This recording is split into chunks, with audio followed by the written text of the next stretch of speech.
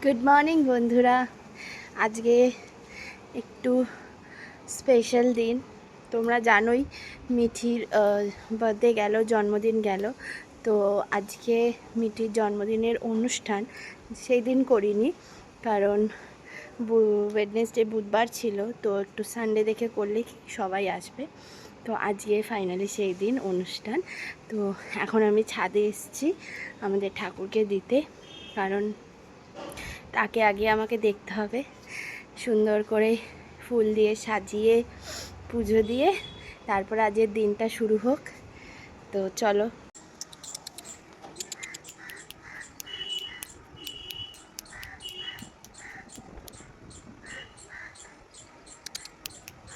আজকের ওয়েদারটা কি ভালো, দেখো কি সুন্দর হাওয়া দিচ্ছে।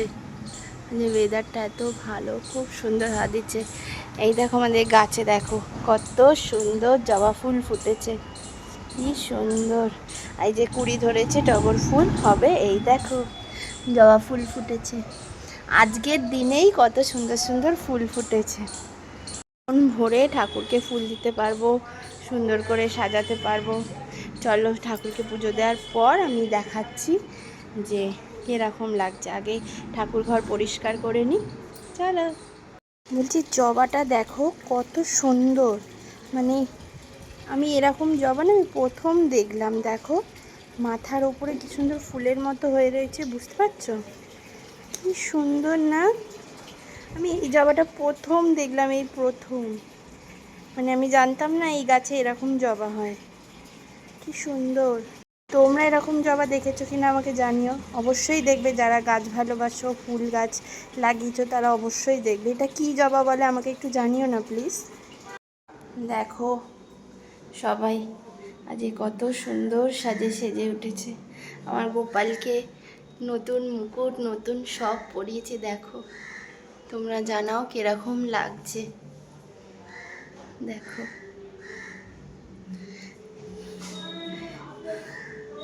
আজকে আমাদের বাড়ির অনুষ্ঠান আছে, অনুষ্ঠানে তাকে সাজিয়ে উঠেছি।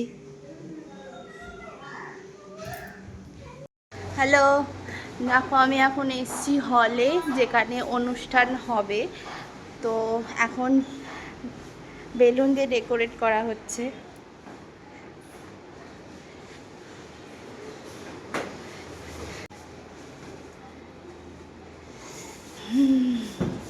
দেখো দেখো রান্নার তোড়জোড় চলছে।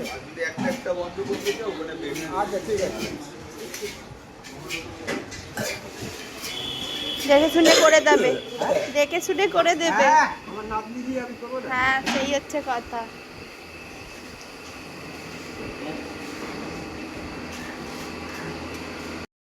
তো আবার এখানে এইটুকুনি, আবার নেক্সট ভিডিওয়ে দেখবো সন্ধেবেলায় পার্টিতে কি কি হয়। তো তখন দেখা হবে।